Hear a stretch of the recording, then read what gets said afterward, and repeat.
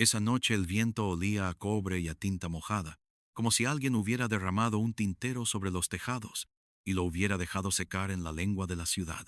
Yo caminaba con el cuello del abrigo levantado, escuchando el eco aceitoso de mis propios pasos en las losas desiguales.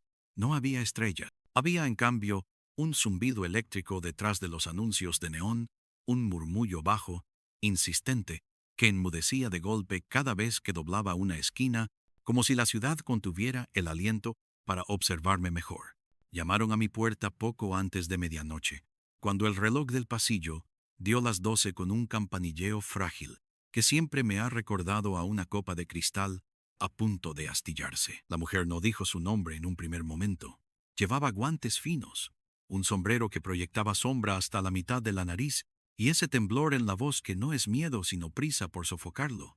Sobre la piel le flotaba un perfume ligero, no floral, sino algo más seco, más técnico, el aroma de la sala de un archivo, de papel viejo acariciado por las yemas. «Ha desaparecido», dijo, y las palabras no hicieron ruido al caer. «Ha desaparecido, y nadie parece notarlo, o nadie quiere». Se quitó los guantes con un gesto medido y los dobló en el regazo. Tenía las uñas sin esmalte, cortas, prácticas. Presentía que, pese a ese aplomo, le costaba tragar. Detrás de ella, el pasillo parecía estirarse y contraerse con cada respiración, como si la casa misma esperara la explicación. La historia que desgranó fue simple y por eso peligrosa.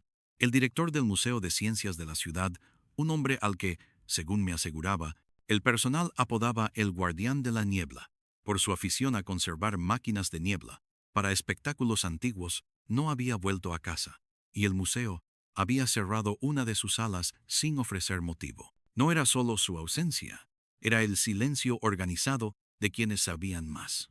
La mujer trabajaba como restauradora de documentos. Se llamaba Alba. Al presentarse por fin, noté que el nombre le quedaba justo, sin adorno. Antes de irse, dijo, dejó sobre mi mesa una hoja con manchas de humedad. Reconocí la filigrana. Papel del siglo XIX. Manufactura local. En la esquina había un dibujo a lápiz, un círculo con un triángulo inscrito, y dentro, una letra M, escrita 3 veces, rotando como una hélice. Al pronunciar hélice giró la muñeca en el aire, y el guante doblado crujió como una hoja seca. No pude preguntar nada. Al salir del taller, vi que la sala de fenómenos de la voz quedaba cerrada. Esa misma noche, el director no regresó a casa. Nadie lo ha visto. Conocía la sala. Alguna vez había llevado al museo a un informante supersticioso que juraba escuchar coros en las caracolas marinas de la vitrina central. La sala estaba dedicada a artefactos que atrapaban el sonido, cilindros de cera, fonógrafos, campanas sintonizadas, matraces con polvo de cuarzo que dibujaba figuras sobre placas vibrantes.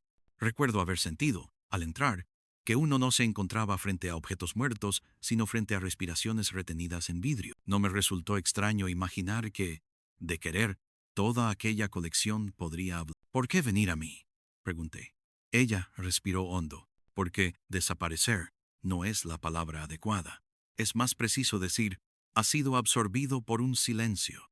Y usted, por lo que he oído, sabe escuchar lo que la gente intenta callar». No prometí nada. En mi oficio, la cautela es mejor que las promesas. Sin embargo, supe, porque el cuerpo siempre sabe antes que la cabeza, que iría al museo esa misma noche. Me acompañó. Afuera, la ciudad había bajado un poco el volumen. La humedad hacía que los anuncios de neón chisporrotearan con más prudencia. En el camino, el suelo devolvía una vibración tenue, polvo vibrátil, como cuando un tranvía se acerca sin que aún se vea la luz. El guardia del museo dormitaba en una cabina de vidrio con un pequeño radio encendido. Un locutor relataba la predicción del tiempo con esa voz que se usa para tranquilizar a los viejos. Cielos cubiertos, mareas caprichosas. El guardia nos dejó pasar al reconocer a Alba.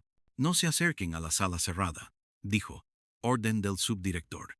En su boca, orden parecía tener la textura de una pepita que no termina de tragar. Cruzamos el vestíbulo, donde los bustos de los benefactores observaban con sus ojos de yeso y cierta lástima.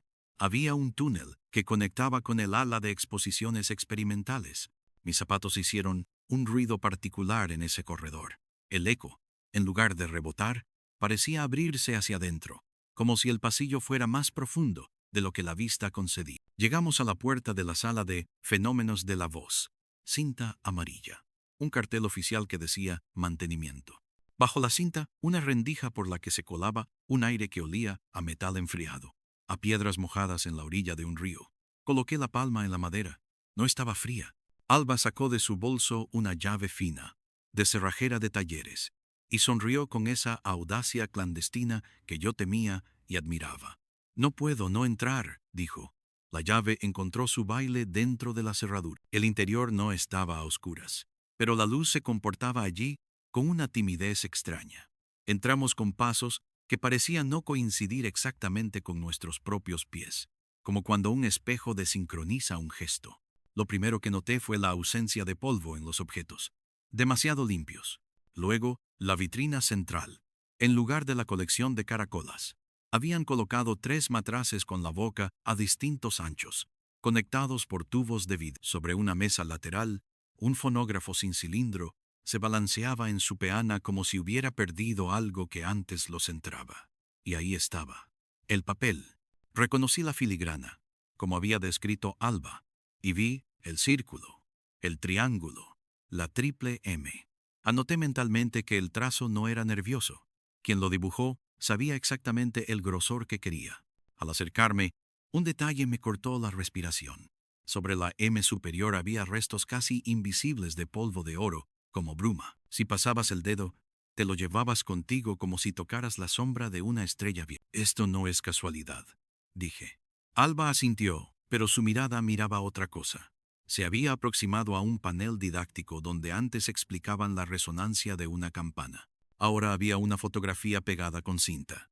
Una placa de Chladni, arena dibujando una figura que, al observarla con cuidado, recordaba al círculo con triángulo.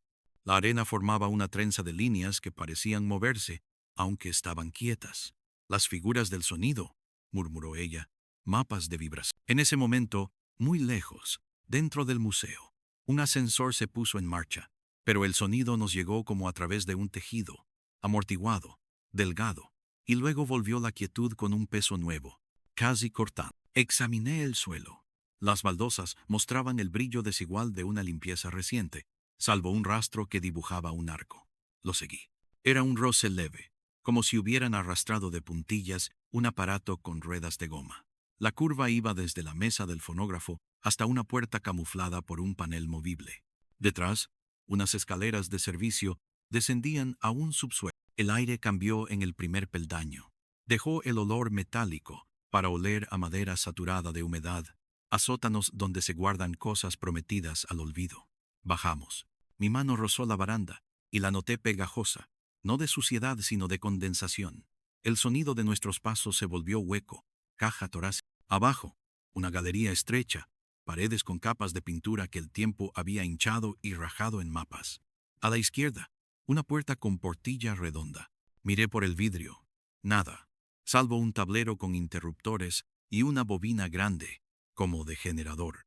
A la derecha, otra puerta con el rótulo Archivo de sonido experimental. El tirador estaba templado. Empujé. Dentro, estanterías con cajas grises, etiquetadas con números que obedecían a una lógica que no aprendí en la escuela. En el centro, una mesa, y sobre la mesa, algo que latía con luz. Era un osciloscopio, antiguo, con la pantalla verde y una línea que se agitaba con leves convulsiones. No había sonido, o estaba enterrado en una frecuencia que el oído común no alcanza. Sin embargo, el cuerpo percibe ciertas cosas antes de que el cerebro las traduzca. Sentí la nuca erizarse con un frío limpio. Alba dejó su bolso y se sostuvo en el borde de la mesa. Él me dijo una vez, susurró, que las voces no se pierden, que persisten en las superficies, como el salitre en la piedra, que cada habitación es una partitura que hay que aprender a tocar del modo correcto para que devuelva lo que escuchó. Recordé entonces un caso de hacía años. Me llamaron por unos ruidos en una casa reformada. Resultó ser una tubería vieja cantando la historia de los radiadores. Pero esto era distinto. Había una intención. En una esquina, un armario metálico entreabierto dejó escapar un olor preciso, casi dulzón, laca de sellado, la que se usa para proteger cilindros de cera. Abrí del todo. 3 bandejas. En la de arriba, cilindros envueltos en papel. En la de abajo, huecos vacíos. Y uno solo. Estaba ocupado por un cilindro nuevo, transparente, de algún material contemporáneo, con brillo de laboratorio. Tenía adherida una etiqueta con el mismo símbolo del papel: círculo, triángulo, triple M. Se me tensó la mandíbula. Tomé el cilindro con cuidado y lo acerqué a la mesa. Si encaja en el fonógrafo de arriba, dije, alguien lo hizo para eso. Alba asintió sin mover un músculo del rostro. Escuché entonces un golpe, pequeño, casi un estornudo de madera. 2 estanterías más allá. Un libro se había desplazado medio centímetro hacia afuera, como si algo por dentro hubiera exhalado. No hay viento aquí, pensé. Oh, sí, pero viene de otra manera. No me considero valiente. Me mueve la curiosidad, y a veces un tipo de ternura por las preguntas bien hechas. Sostuve el cilindro como se sostiene una ofrenda y subimos de nuevo. La sala nos recibió con un crujido leve en el techo, un asentimiento. Colocamos el cilindro donde el fonógrafo lo esperaba, la boca del brazo como un pico de ave paciente. Giré la manivela. El motor respondió con un quejido antiguo, arrastrando con él el recuerdo de todas las veces que había sido puesto en marcha. La aguja buscó el surco, lo encontró, y por un instante el aire se densificó, como si la sala aceptara un pacto. El sonido no fue inmediatamente voz. Primero fue una textura, grano fino, arena que rueda. Después, una serie de golpes minúsculos, como uñas sobre madera desde el otro lado. Luego, sí, una voz. No era la del director. Era una voz joven, educada para leerse a sí misma. Hablaba despacio, con la respiración tan medida que no se le escapaba el corazón. Dijo, si alguien escucha esto, sabrá que no se trata de un accidente, sino de un ensayo prolongado. La sala responde. Responde como respondemos las personas, según quien pregunta. Se oyó el roce de una silla. Después, otra voz, más grave, más áspera. Tal vez el director, no se equivoquen. Esto no es espiritismo. Esto es técnica. Haremos preguntas, sí. Pero a las moléculas del aire. Hubo un chasquido y un corte. La línea del osciloscopio en mi memoria hizo una pirueta. Alba cerró los ojos. Es su voz, dijo. Y supe que no se refería al joven, sino al otro, el director. Está aquí, o estuvo al menos cerca de aquí hace poco. El cilindro continuó, y la cinta trajo ruido de pasos. Hemos ajustado la placa a 148 hercios, dijo la voz joven. La figura resultante coincide con el mapa de la sala dibujado a escala. El vértice del triángulo cae. Otra vez, delante del fonógrafo. Hubo un silencio tan afilado que cortó el zumbido del neón imaginario. A veces, el silencio no es falta de sonido, sino presencia de algo que lo impide. De pronto, se escuchó un golpe seco contra la madera de la vitrina. Algo invisible había tirado de la esquina de la cinta amarilla. En un reflejo que no me enorgullece, retrocedí un paso. La aguja del fonógrafo patinó y volvió a encontrar su senda. La voz, ahora baja, dijo, se siente como si alguien caminara detrás de mí. No hay nadie. Director, está entrando frío por la rendija de la puerta. Y luego, con una calma que delataba entrenamiento o resignación, si no regreso, dejen el sim. Lo entenderá. Puse la mano sobre el fonógrafo y detuve la manivela. La sala tardó en aceptar el nuevo tipo de quietud, como un animal que se convence a regañadientes de que no es alimento lo que le ofrecemos. El aire parecía ahora más denso. Escuché y juro que lo escuché un roce a la altura de mi oreja, como una palabra que alguien decide no pronunciar a último momento. ¿Quién es él? Alba abrió la boca para responder. Pero, antes de emitir sonido alguno, un timbre golpeó el pasillo del museo. Una de esas alarmas internas que no son del todo para el público, sino para quien sabe que, cuando suenan, ya es tarde. El guardia apareció en el umbral con los ojos más grandes que su oficio. No deberían estar aquí, dijo, pero no con reproche, sino con miedo. Han llamado. Que vayan todos a la sala de proyecciones. Ha ocurrido algo. Su voz se filtró por la sala como agua en tierra seca, y por un segundo se oyó, nítido y ajeno, un paso más que los nuestros, un cuarto compás. Luego, nada. Caminar hasta la sala de proyecciones fue como cruzar un pecho de gigante. cada puerta de vuelta a su marco, cada bombilla vibrando con su pequeño corazón caliente, cada sombra más larga de lo que le correspondía. Al llegar, un grupo de empleados se arremolinaba frente a la pantalla. El subdirector, un hombre de traje demasiado nuevo, pelo peinado con una disciplina que delataba la intención de reemplazar a quienes no están, sostenía un mando. En la pantalla, una imagen mordida por el cursor, una grabación de la cámara de seguridad de esa misma sala, desde la tarde a... Lo que vimos no debería pertenecer a la palabra grabación. En la imagen, el director y el joven de la voz colocaban una lámpara, una campana de cristal, la placa de Chladni. La cámara titilaba como un párpado cansado. En cierto momento, los dos hombres hablaron entre sí. El sistema captó solo bocas que se abren y cierran, aire que se agita. De pronto, los bordes de la imagen se oscurecieron, como si alguien acercara una cerilla demasiado. La campana vibró sin que nadie la tocara. La lámpara, apagada, emitió un resplandor sin foco. Y entonces el director dio un paso adelante, hacia el centro del triángulo que habían trazado con cinta en el suelo. El joven permaneció atrás, con un cuaderno en la mano. El director habló otra vez, el silencio técnico sustituyó su voz, y cuando el joven quiso acercarse, la imagen se congeló durante un parpadeo. Al regresar, el director ya no estaba. El joven se abalanzó hacia donde se supone que debía haber estado, tocó el aire, tocó la cinta, tocó el suelo, nada. Solo su sombra vaciló como si estuviera a punto de caerse por una escalinata invisible. La mujer a mi lado respiró por la boca. El subdirector apretó el mando como si lo aflojaba, fuera a caer del borde del mundo. Lo he rebobinado 100 veces, dijo. Y no hay corte, no hay manipulación. Nadie le preguntó cómo lo sabía. Estábamos demasiado ocupados notando que, a ratos, la pantalla se granaba con un patrón que recordaba, otra vez, al círculo, al triángulo, a la triple M. El subdirector bajó el mando, cerró la... El aire de la sala cambió de temperatura sin consulta. Me aclaré la garganta. ¿Quién más sabe de esto? El subdirector me miró como si acabara de materializarme. Casi nadie. Y así queremos mantenerlo, hasta que podamos dar una explicación. Esa palabra, explicación, fue un vaso de agua sobre una hoguera. Zumbó. Él no se fue, dijo Alba, con una firmeza que la sorprendió incluso a ella. Se quedó, pero en otra forma, o en otro lugar adyacente. Sus manos buscaron en el bolso y sacaron la hoja con el símbolo. La extendió como se extiende una carta de navegación. Y alguien, agregó mirándome, quiere que sigamos ese mapa. Volvimos a la sala de fenómenos de la voz, con la sensación de que caminábamos sobre una piel que podía revolarse si no templábamos la pisada. Tomé fotografías con mi vieja cámara, esa que hace ruido a tijera cada vez que cierra el obturador. Me detuve a oler la madera de las vitrinas, olor a cera y a manos. También a algo más, a una resina que los restauradores usan cuando el material está a punto de desmoronar. Alba confirmó con un gesto. Habían consolidado recientemente la base de la vitrina central.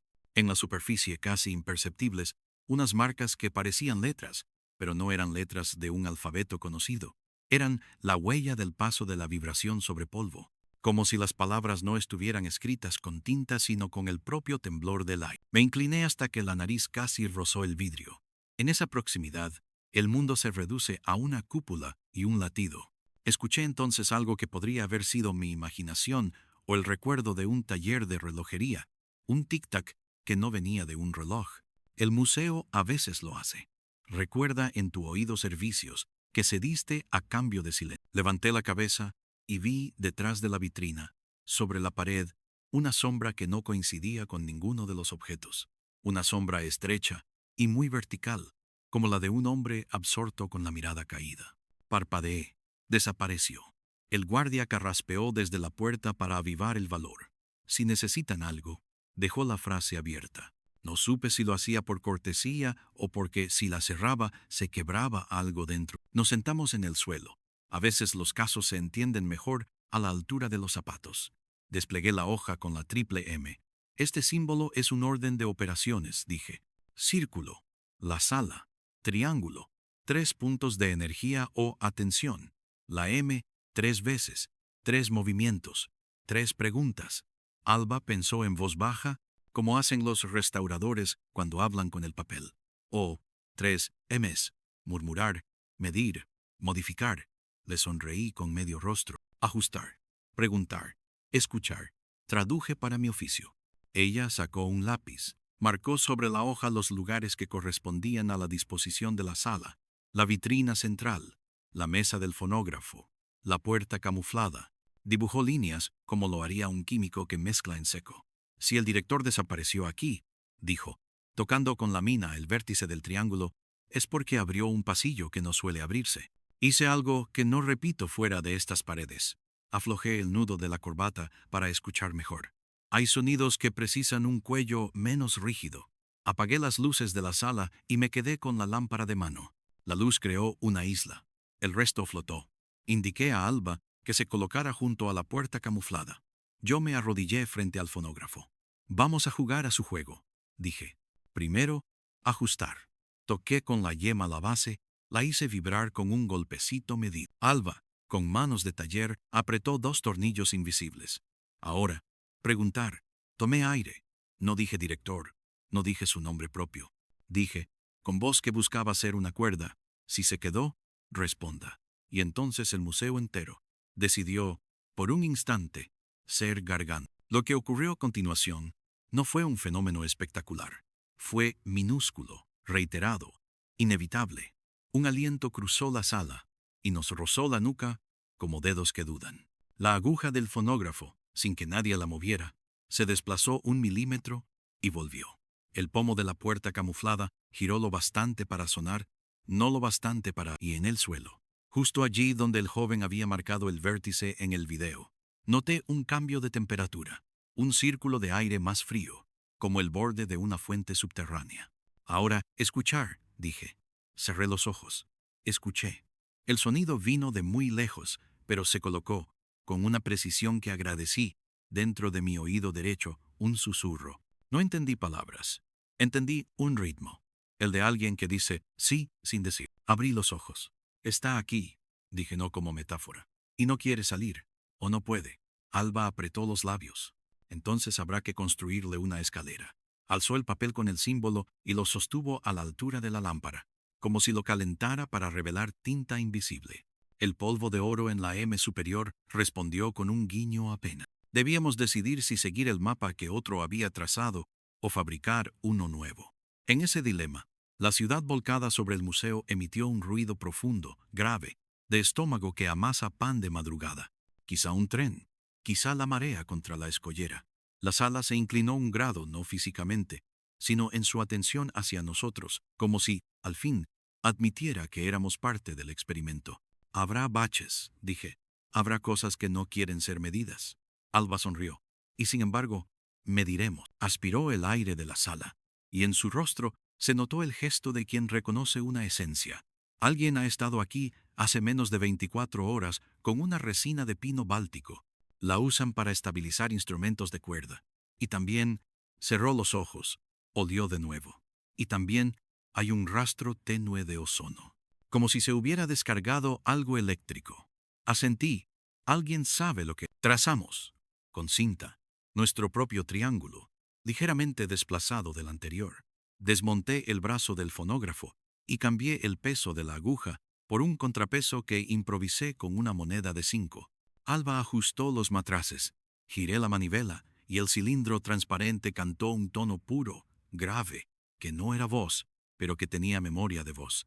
Las paredes respondieron. Se formó, en la superficie del polvo fino sobre la vitrina, un dibujo nuevo. No el círculo con triángulo, sino algo más cercano a una espiral que se abre y se cierra. La espiral tenía 3 puntos donde la arena se negaba a quedar. Los marqué con tiza. La primera pista clara nos llegó no por lo que oímos, sino por lo que olimos. En uno de esos puntos, el aire traía un aroma medicinal, mentolado, que recordé haber asociado siempre a las salas de fisioterapia. Alguien herido estuvo aquí, dije. O alguien nervioso. Alba detectó un eco. O alguien que se preparaba para estar mucho rato sin moverse. Seguimos la espiral con la vista, y en el segundo punto, no hubo olor. Hubo temperatura, cálido, como si alguien se hubiera apoyado hace poco. En el tercero, la sorpresa. Un sonido no envuelto por la sala, sino nítido, concreto, casi grosero. El chasquido de una lengua seca. Nos miramos. Repetimos la operación. Volvió a escucharse. No era ilusión. «Hay alguien más», dije en voz baja, y el museo, conjurado por la palabra «alguien», se afinó en un semitono. La cinta amarilla de la puerta hizo un ruido suave, desprendiéndose un poco más. La penumbra movió una costura, y desde la galería de abajo, desde el archivo al que habíamos entrado, llegó, inequívoco, un golpecito de metal contra metal, como el lenguaje de quien, sabiendo que no debe, aún así, llama. Nos miramos sin decir próximos pasos. Lo sabíamos. Dejamos el fonógrafo girando, el cilindro cantando su tono de vigilia, como quien deja una luz en el porche para que vuelva quien se fue. Bajamos al subsuelo. Al cruzar la portilla redonda, el olor a laca y a electricidad dormida nos envolvió con un abrazo que no lo era. El osciloscopio estaba encendido, sin haberlo encendido nadie, con su línea verde alterada en pequeños dientes. Sobre la mesa, al lado de una pila de cuadernos, había una tarjeta de visita. Llevaba mi nombre construido con letras de imprenta, fotografiado de un recorte de periódico viejo. La tarjeta no era mía. Al dorso, una frase escrita con tinta parda: «No todos los silencios son inocentes». Giré la tarjeta y sentí, bajo el pulgar, una rugosidad mínima. No era tinta seca, era polvo. Oro, otra vez. «Nos están guiando», dije. Alba no negó ni confirmó. Respiró. El golpe metálico se repitió, ahora más cerca. Venía del armario metálico donde guardaban los cilindros. Abrí. Dentro, en la bandeja superior, había otro cilindro transparente. Este no tenía el símbolo. Tenía, en cambio, una palabra grabada: prueba. Lo sostuve. Pesaba un poco más que «Si esto es lo que creo», empecé. Y el resto no hizo falta decirlo. Estaríamos a punto de escuchar algo que no nos pertenecía.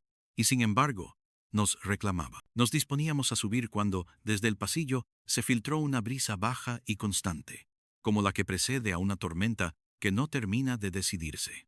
Traía consigo un rumor de la superficie. Pasos, puertas, voces que se detenían en seco. Asomé la cabeza. No vi a nadie. Solo el parpadeo intermitente de una luz al final, un problema eléctrico que en otra noche habría pasado desapercibido. La brisa no era de aire, era de presión. El museo estaba cambiando de idea sobre nosotros, o sobre sí mismo. Sea lo que sea que empezaron, dije. No terminó cuando él desapareció. Sostuve el cilindro marcado como prueba, y en mi mano tembló con un ímpetu que no era propio de los materiales inertes. La vibración diminuta de quien, desde un cuarto contiguo al tiempo, llama por tercera vez. Subimos. La sala nos recibió con el tono grave, aún vibrando en el vidrio. El triángulo de tiza brillaba como si la propia piedra del suelo hubiera desarrollado un recuerdo. Coloqué el nuevo cilindro.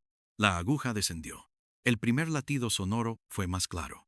Y entonces, la voz, no la joven, no la del director, sino otra, vieja, usada, se formó, sin pedir permiso, en medio de la sala. 3 golpes llaman a la puerta. El primero llama a los vivos, el segundo a los que duermen, el tercero a quienes no deberían responder. La frase, pronunciada con una cadencia que no era de aquí ni de ayer, dejó un hueco en el que cabía perfectamente el miedo. Alba se llevó 2 dedos a los labios, quizá para verificar que aún estaban fríos. En ese hueco, algo se movió detrás de la vitrina central. No lo vimos. Lo olimos. Un aliento antiguo, salido de madera cerrada durante décadas, se mezcló con el ozono y con la laca, como si el museo todo él hubiera decidido abrir su... Y allí, al borde de esa boca, con la certeza incómoda de que nos habíamos internado en una partitura que otros empezaron a escribir mucho antes de que nosotros supiéramos leer, supe que lo peor del caso no iba a ser encontrar al director, sino aprender a devolverlo sin romper el instrumento que lo retenía. Porque algunos silencios, cuando se rompen, no vuelven a ser silencio. Enseñan a todos los ruidos a atravesar pared. Respiré hondo. El fonógrafo giró con la obstinación de la maquinaria vieja. El museo contuvo, o fingió, contener el aliento. Habíamos cruzado el umbral. Y aún no sabíamos que el mapa, nuestro mapa y el de ellos, no conducía a una salida, sino a una pregunta que no se puede formular en voz alta sin que cambie la forma de la sala que la escucha. El museo aprendió a respirar con nosotros. Se notaba en la forma en que el aire entraba y salía por rendijas que antes no existían o no tenían voluntad, en la manera en que las vitrinas se empañaban con halos que no venían de nuestras bocas. El cilindro marcado prueba dejó de hablar, pero no dejó de sonar. Quedaba, adherida a la sala, una vibración muy baja, apenas un zócalo de ruido que sostenía la arquitectura como la nota pedal de un órgano. Era el tipo de sonido que uno confunde con el propio pulso, hasta que el propio pulso intenta amoldarse a él y fracasa. El subdirector apareció un momento en el umbral, no para prohibirnos nada, sino como quien teme que si cierra la puerta por fuera no podrá volver a abrirla. «Han llamado de la prensa», dijo, y miró a Alba, no a mí, como si en su cabeza solo existieran dos categorías de personas, quienes pertenecen al museo y quienes no. He dicho que la filtración del video es un montaje. Le temblaba un párpado. Cuando la gente miente por necesidad, el cuerpo les regala un tic para no tener que recordar que mintieron. Déjenos trabajar, dije. No fue una orden. Fue la voz de quien lleva demasiado tiempo hablando con habitaciones. El subdirector asintió, y en ese gesto tuve la impresión de que su ambición más íntima no era el cargo, sino sobrevivir a la noche. Alba y yo volvimos al subsuelo para buscar cuadernos. Encontramos 6, de tapas negras, numerados con una caligrafía meticulosa. No había nombres, solo fechas. Los 3 últimos correspondían al mes en curso. Entre las anotaciones, diagramas de placas vibrantes, fórmulas con constantes que, de pronto, se interrumpían con flechas dibujadas a mano que decían «repetir con luz apagada», intercalar silencio de 17 segundos, volver a 148 hercio si la arena dibuja vértices rotos. En una página casi al final, una frase al margen, escrita con apremio. La pregunta es el instrumento. Cerré los cuadernos con un golpe suave, como se cierra el párpado de un enfermo, y los subí conmigo. La noche afuera se espesaba con una neblina que no era meteorológica. El viento, cuando asomaba por las claraboyas, traía consigo un olor salino sin mar, un anticipo del amanecer lejos todavía. Saqué la hoja con el símbolo y la dejé sobre el cristal de la vitrina central. El polvo de oro de la M superior ya no brillaba, parecía haber sido absorbido como arena tragada por una ranura. En su lugar quedaba una sombra limpia, la silueta de lo que la luz de la lámpara de mano hacía que el papel pareciera una carta náutica sumergida. Sí, la pregunta es ¿el instrumento?, murmuré. Quizá llevamos todo el día tocando la pieza equivocada. Alba, con una paciencia habilidosa, puso a calentar con su aliento el borde del cilindro prueba y pasó un algodón como lo haría sobre una grieta de cera. Al levantarlo, vimos un rastro minúsculo, oscuro, casi ceniza. Lo acercó a la nariz, cerró los ojos. Humo frío, dijo. No de cigarrillo, no de incendio. Parece. Buscó palabras, como cuando apagan un arco voltaico en una cúpula. Ozono de laboratorio, pero con un recuerdo de madera. El cilindro ha estado debajo de una cama. Apunté la observación. Cuando el papel se llena de detalles, la mentira deja menos sitio para esconderse. Subimos el volumen del fonógrafo apenas 1 grado ese marfil de la punta, subiendo y bajando como la aguja de un sismógrafo doméstico, y volvimos a someter la sala al triángulo nuevo. No esperábamos la voz. Esperábamos un tropiezo, una tos, una grieta en el silencio. Lo que llegó fue un ritmo, 3 golpes en el registro más grave, como los del comienzo, pero desde otro punto de la sala. No venían de la vitrina. Venían de la puerta camuflada. 3 golpes, dije sin mirarla. Y el museo, al oír el número, se ajustó 1 milímetro. Abrimos la puerta. El pasillo se alargó 2 metros que antes no tenía. Los sótanos hacen eso. Si les das un propósito, se estiran. Bajamos de nuevo. La portilla redonda ya no era un ojo, era una boca. Atravesarla exigía el tipo de fe que no se aprende en iglesias, sino en talleres. La fe en que una pieza encaja porque alguien, antes, midió. Dentro, el tablero con interruptores emitía un zumbido cordial doméstico. No era la electricidad lo que nos inquietaba, sino su buena educación. Alba accionó uno. Nada cambió. Accionó otro. Un leve chasquido. como el de un interruptor que enciende una lámpara en una casa vecina. El osciloscopio, en la sala contigua, dibujó un diente más alto. Estamos cerrando y abriendo compuertas sonoras, dije. Bloques de frecuencia que hacen de pared. En la estantería de la derecha, dentro de una caja gris etiquetada 1867, voz sin dueño. Hallé cilindros de cera con etiquetas desvaídas. No quise tocarlos, no por fragilidad, sino por respeto. Hay voces que no nos pertenecen, y a veces, si las traes de vuelta, te piden explicaciones. En el borde de la caja, una anotación a lápiz. Los objetos antiguos devuelven mejor las preguntas antiguas. No supe si era broma de restaurador o te. Volvimos arriba con una resolución nueva, que sin embargo, se vistió de duda en cuanto pisamos la sala. La temperatura había bajado. El aliento se veía. El sonido de fondo había cambiado de color, como cuando un río arrastra más limo. Cerca de la mesa del fonógrafo, un rastro húmedo, casi invisible, iba del borde de la manivela hasta el suelo, como si una mano muy fría hubiese apoyado los dedos. Toqué. Era agua, y sin embargo no humedecía como el agua. Era un frío que mojaba. En el aire, un olor que no supimos nombrar. Algo entre lámpara de aceite recién apagada y la raíz de una planta arrancada a destiempo. Él no está aquí como solemos estar, dijo Alba con un hilo de voz.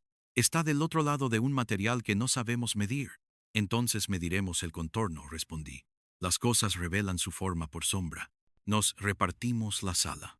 Yo me puse junto al fonógrafo, Alba, en el vértice de nuestra espiral de tiza, respirando despacio para no mover arena. Teníamos que provocar una respuesta sin pedirla en voz alta. Golpeé con los nudillos el canto de la mesa, 3 veces, con intervalos distintos. Esperé. La sala devolvió, desde otra dirección, 2 golpes, y luego un silencio lleno de intención. Cambié el patrón. 2, 1, 2. La sala respondió, 1, 2, 1. Está copiando, dijo Alba. Y era una constatación alegre, como si un pájaro hubiese empezado a repetir una melodía recién inventada. O nos está enseñando el patrón que debemos seguir, añadí. Tomé los cuadernos. En los márgenes, el joven había hecho anotaciones que ahora me parecieron menos científicas de lo que quizá deseaba. Cuando responda con 1, moverse al punto A. Cuando con 2, al punto B. Cuando con 3, no moverse. Los puntos A y B correspondían casi exactamente con nuestros 2 vértices ocupados. No era coincidencia. Emulamos la secuencia. Golpeé. 2. Alba se desplazó al punto B, cruzando un círculo de aire más frío. La arena sobre la vitrina dibujó por un segundo una estrella incompleta, como una cicatriz que intenta cerrarse. Repetí. 1. Cambió de lugar. La arena trazó una línea hacia el fonógrafo. 3. Nos quedamos quietos. El fonógrafo, sin ayuda, giró un cuarto de vuelta.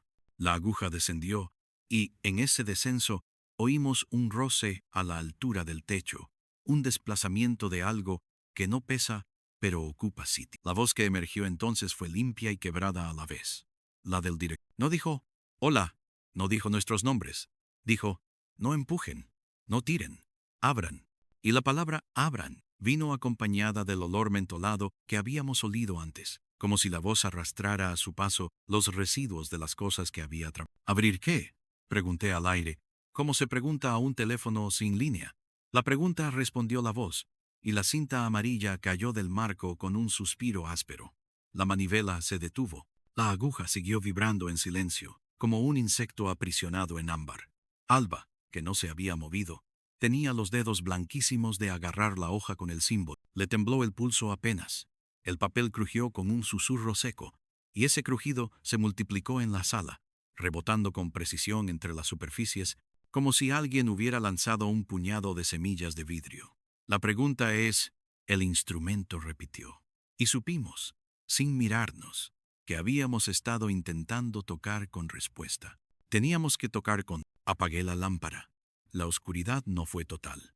El museo decidió dejar encendidas las cosas que no sabíamos que eran luz. El borde de la vitrina, fosforescente de manera natural por la pintura que absorbe, dibujó un rectángulo pálido.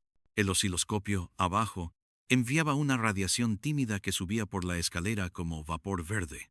En esa penumbra, Un sonido lejano, el de un ascensor, abriéndose donde no hay ascensor, nos llegó desde otra sala. No había nadie en el pasillo, pero el pasillo se comportaba como si esperara a... No podemos llevarlo de vuelta traccionando, dije. No es un cuerpo en un pozo. Es un tono que debe colarse en otra habitación. ¿Otra habitación?, susurró Alba, la de su voz. Ella miró el cilindro, miró mis manos, miró el aire. Le pedí que hablara. No al director, no a mí. A la sala. Dije, cuéntale algo que solo la sala recuerde. Alba tragó saliva. Se acercó a la vitrina, apoyó las yemas y habló con el tono con que una restauradora pide permiso a un papel antes de separarlo de su bag. Un lunes de agosto de hace 6 años, un niño metió la mano por la ranura de esta vitrina para tocar una caracola. La alarma no sonó. Nadie lo regañó. El niño se asustó de su propia impunidad y dejó un mechón de pelo atrapado en el borde. Yo lo encontré. No se lo dije a nadie. Lo aspiré con una pera de goma.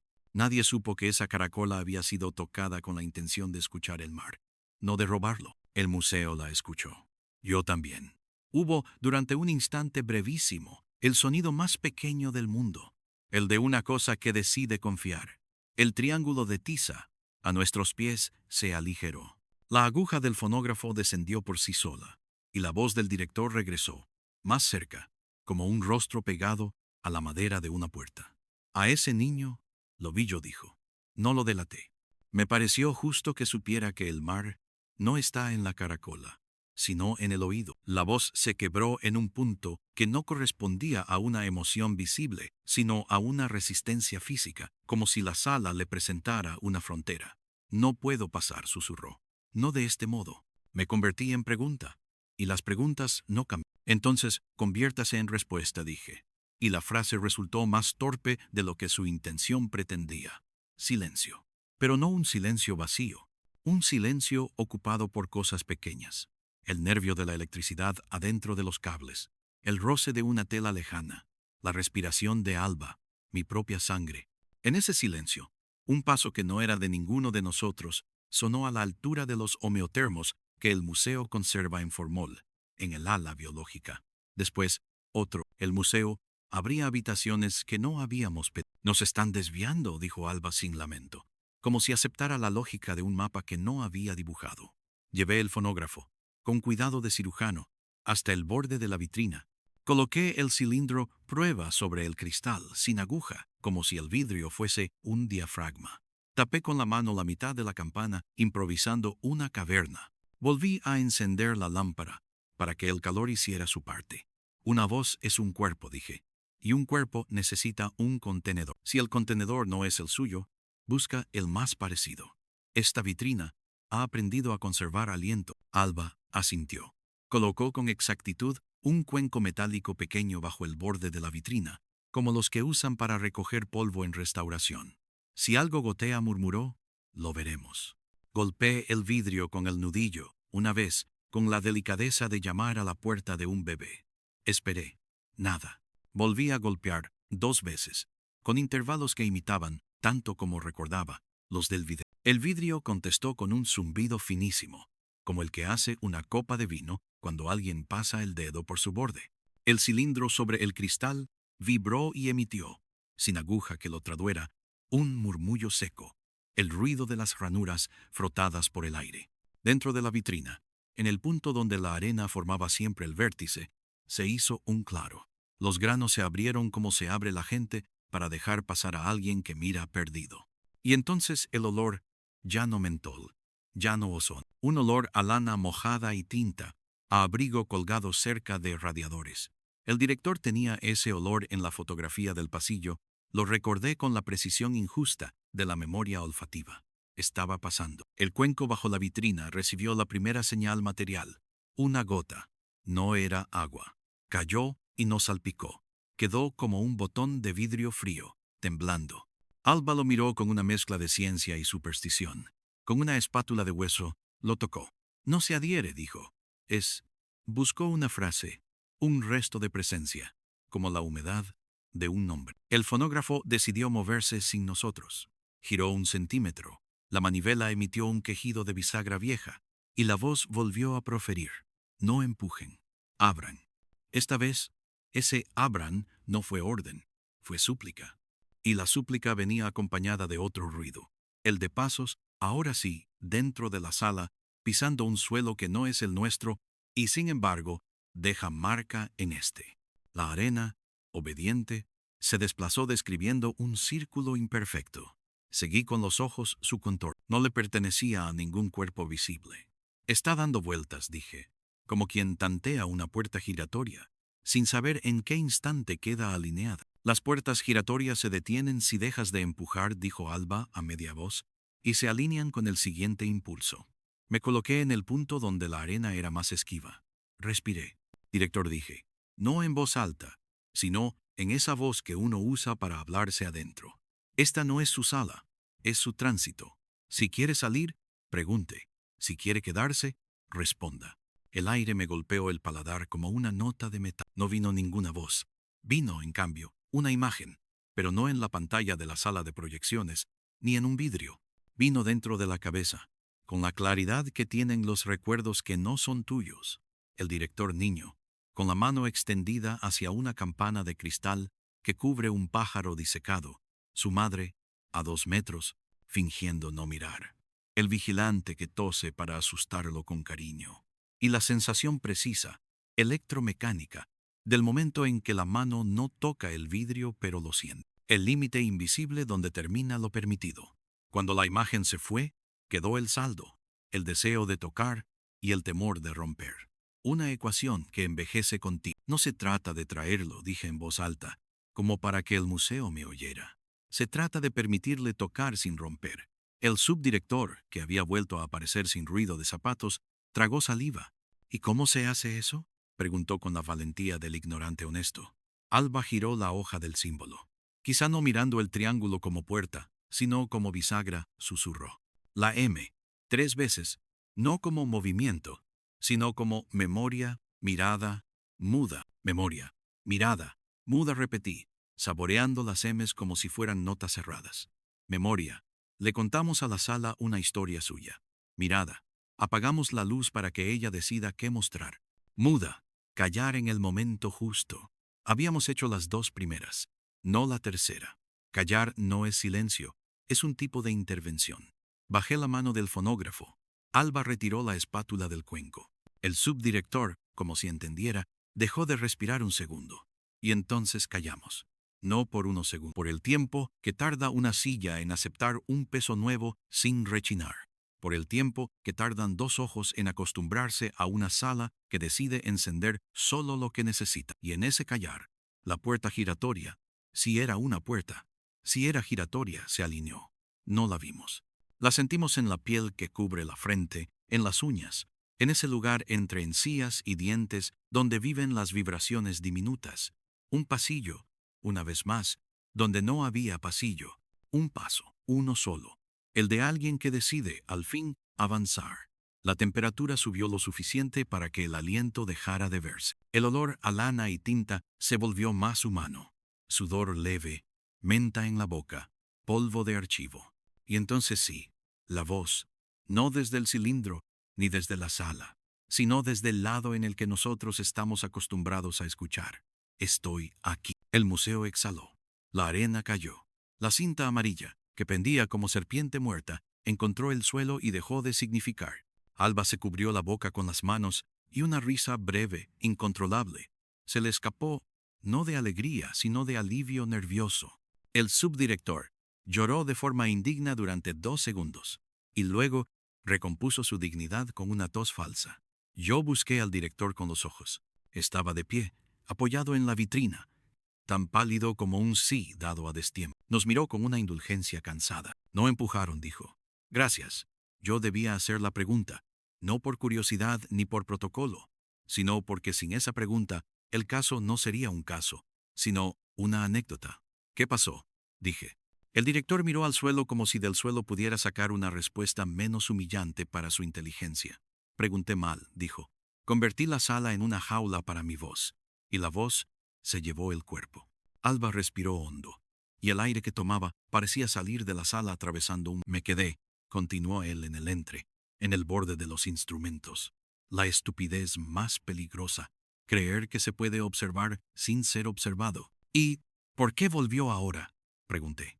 El director, en vez de contestar, miró el cuenco bajo la vitrina. El botón de vidrio frío temblaba todavía. Se agachó con un crujido de tela y, con una especie de respeto doméstico, lo tocó con la punta del dedo. Se disolvió, porque ustedes callaron, dijo. Y la pregunta se convirtió en escalera. Quise apuntar la frase en el cuaderno. No lo hice. Me quedé con ella viva, sin tinta. El subdirector dio un paso. Quiso tocar al director. No se atrevió. Tenemos problemas, dijo con un hilo. Prensa, patronos, consejo. Si supieran, el director sonrió, con la ironía de quien sabe que su salario depende de aquellos para quienes los misterios son útiles solo si dan prestigio. Les daremos una explicación, dijo. Les daremos una narrativa. Los narradores pagan su entrada. Yo, que he vivido de poner palabras al borde de las cosas, sentí la tentación de preguntar por la triple M, por el joven de la voz, por el símbolo. Preguntar por los cuadernos, por las fechas, por el polvo de oro. El director me ahorró el trámite. Nada se ha terminado, dijo. Abrimos un corredor. No sabemos hacia dónde más conduce. Alba apretó la hoja con el símbolo hasta casi hacerle sangre de papel. Y él, continuó, él no volvió. Él era el joven. No hacía falta nombre. La sala se encogió 1 centímetro y el aire se hizo más pesado. Se quedó del otro lado, dije, no porque supiera, sino porque lo que acababa de oír necesitaba un segundo enunciado para volverse real. O se convirtió en otra cosa, añadió el director. Algo que aún no reconocen nuestros instrumentos. La alegría breve de haber traído de vuelta a un hombre se dividió en 2 mitades exactas, alivio y deuda. El subdirector habló de protocolos, de cerrar, de sellar. Alba no lo miró, miró el símbolo. Se llevó a la nariz el borde del papel y olió como si pudiera extraer de la celulosa la decisión adecuada. No podemos cerrar, dijo. Si cerramos sin aprender, todo esto se repetirá peor. Yo escuché algo que ninguno escuchó. El museo, desde su estómago viejo, emitió un sonido mínimo, de asentimiento. Las vigas saben de ciclos. Y algunos no se interrumpen con candados, sino con preguntas mejor hechas. El director me sostuvo la mirada. En sus ojos había menos miedo que antes y más cálculo. El cálculo de quien decide romper con elegancia una regla que él mismo escribió. Si siguen, dijo, lo harán sin luz, lo harán sin mí, lo harán con la sala y contra él. La última palabra la dijo sin rencor, como quien saluda a un adversario amado. Y lo harán pronto, porque hay otra cosa. La espiral se interrumpió, como si la espiral hubiera decidido no dejarse de escribir. Ha cambiado de sentido. Miramos la arena. En efecto, donde antes la espiral abría hacia la izquierda, ahora lo hacía hacia la derecha. Y en su borde, apenas marcado por una uña, había una letra, no M, una N, dibujada al revés. No dije nada. Nadie dijo nada. La M al nutrirse de la N. La memoria, la mirada y la muda conversando con lo que empieza por negación. El museo alzó un grado su vibración de fondo. Afuera, la noche se estaba acabando sin amanecer todo. Y supe, con la certeza suave que dan los pasos que te han traído hasta aquí, que la siguiente parte del caso no nos pediría traer de vuelta a nadie, sino seguir a alguien que ya no era exactamente alguien, por un corredor que no nos iba a obedecer a nosotros, sino a su propia gramática.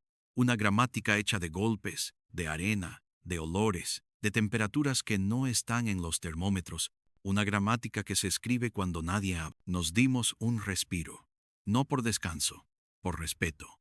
El subdirector, en su condición de hombre de día, anunció cafés que no trajo. El director se sentó por primera vez, y la silla aceptó su peso con un gemido, que, en otro contexto, habría sido ridículo. Alba y yo nos miramos sin palabras. Y, sin palabras, supimos que la noche había dejado de ser noche y se había convertido en antesala. Lo que aprendimos al callar nos exigía, ahora, preguntar de otra manera. Volví a levantar la hoja con la triple M, la N invertida, el polvo de oro. La sala esperó. El museo contuvo. La ciudad, afuera, se quedó con la sensación de que algo iba a sucederle a su sonido de todos los días. Y cruzamos el pasillo, los tres, no hacia la salida, sino hacia la espiral nueva, que se abría como toda pregunta bien hecha en la dirección menos cómoda. El amanecer encontró al museo convertido en un corazón que late lento. El aire ya no olía a ozono ni a menta, sino a polvo viejo y a café frío. Las bombillas, que habían parpadeado toda la noche, se estabilizaron en un blanco mortecino. Era el tipo de luz que no pertenece ni al día ni a la noche, sino al momento en que algo se disuelve sin ruido. El director, sentado en la silla, parecía más presente, pero no del todo. La piel tenía un tono de papel, y cuando hablaba, su voz parecía salir con un retardo mínimo, como si cruzara aún un pasillo invisible para llegar a nosotros. Alba dibujaba en silencio nuevas líneas sobre la hoja del símbolo. La triple M y la N invertida formaban ya no un triángulo, sino un cuadrilátero torcido, un mapa incompleto. Yo leía en los cuadernos del joven, buscando alguna pista sobre el cambio de espiral. En una página doblada encontré una frase en castellano antiguo. Ninguna voz vuelve sin dejar un eco. La anotación, en el margen, decía, el eco no siempre es menor que la voz. Era más una advertencia que una nota científica. La sala ha aprendido a responder, dije, pero también ha aprendido a preguntar. El director levantó la vista con un cansancio lúcido. El joven murmuró, empezó a experimentar con la inversión del patrón. Creía que podía comunicarse no solo con el pasado de la sala, sino con su futuro, con lo que aún no había ocurrido. Se inclinó hacia adelante, apoyando las manos en las rodillas. Yo no le detuve. Quise verlo. Y cuando él preguntó, yo respondí. Ese fue mi error. En ese instante, la vitrina central vibró apenas. La arena, que había estado quieta, se movió formando 3 líneas paralelas que se bifurcaban. Era un dibujo nuevo, sin nombre. Alba lo miró como se mira un idioma desconocido. Es un camino, dijo. ¿Pero hacia dónde? El director cerró los ojos. Hacia lo que él se ha convertido. No es ya voz, ni cuerpo. Es eco. Y el eco quiere arrastrarnos. El subdirector entró con 2 tazas de café que nadie bebió. Han llegado coches, anunció. Periodistas, curiosos, gente del patronato. Quieren saber qué ha pasado. Se detuvo al ver el dibujo en la arena. ¿Qué es eso? Nadie respondió. El museo respondió por nosotros. Un golpe seco, esta vez en la puerta principal, 3 veces. No era el guardia ni los visitantes. Era un ritmo idéntico al del cilindro. Prueba. El director se levantó despacio. Nos está llamando, dijo. Sus palabras dejaron en el aire un temblor fino. Si cruzamos ese camino, pregunté, ¿podremos volver? El director sonrió con una amargura ligera. La pregunta no es si podremos volver. La pregunta es, ¿qué traeremos de vuelta con nosotros? Alba guardó la hoja con el símbolo en su bolso. Entonces, no hay elección, susurró. O, aprendemos ahora.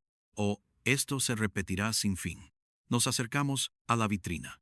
La arena se abría formando un sendero diminuto, un dibujo de espiral con salida. El director apoyó la mano en el cristal.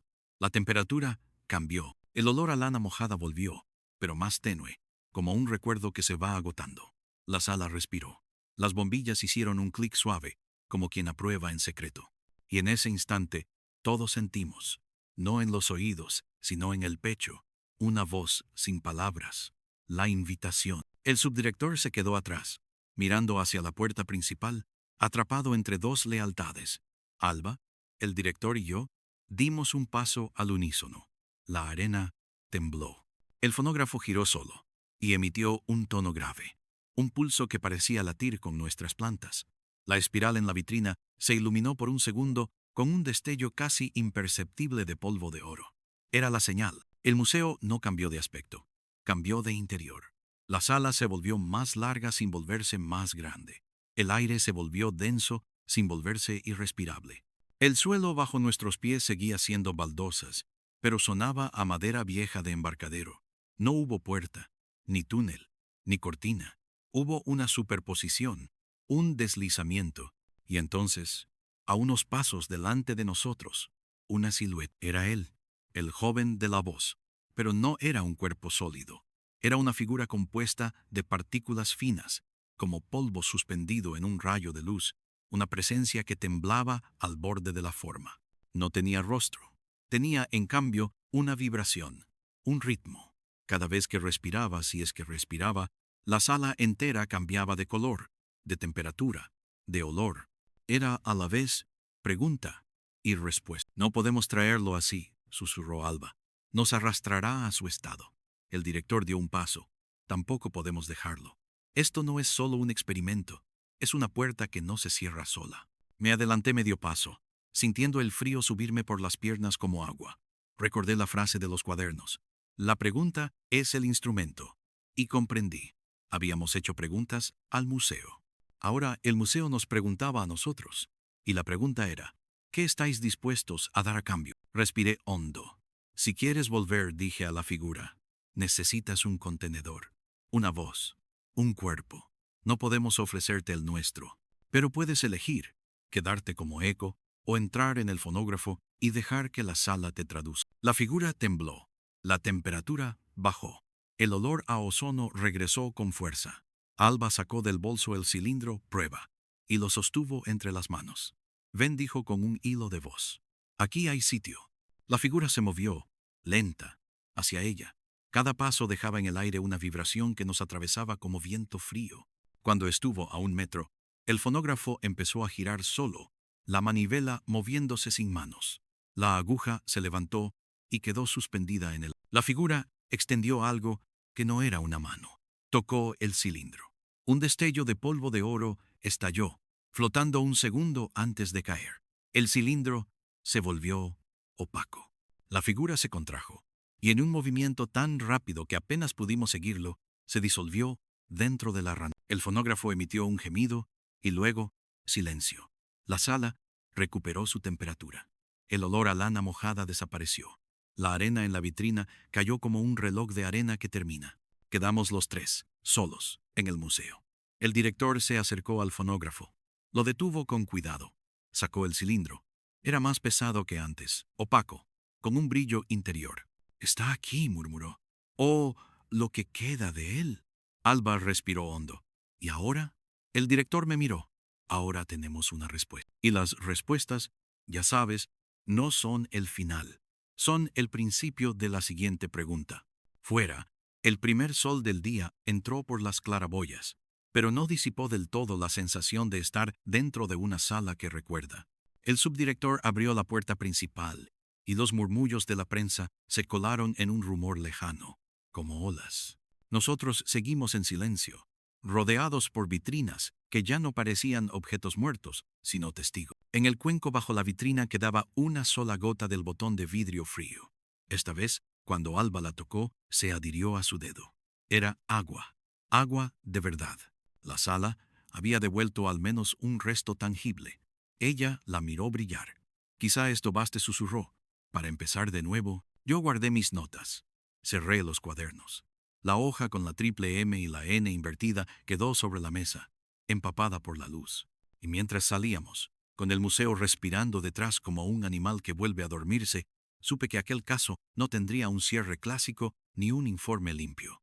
Sería una historia para contar de noche, con voz baja, como se cuentan las cosas que siguen respirando cuando crees haberlas dejado atrás. Una historia que empezaba con un misterio, se enredaba en maniquíes de sonido y terminaba en la certeza de que no todas las desapariciones son ausencia y no todas las apariciones son regreso. Y así, con esa mezcla de alivio y deuda, abandonamos el museo, sabiendo que en algún rincón de la ciudad, bajo otra sala o en otro archivo, alguien o algo seguiría escuchando, porque ninguna voz vuelve sin dejar un eco, y porque a veces, al seguir ese eco, uno no resuelve un misterio, se convierte en parte de él.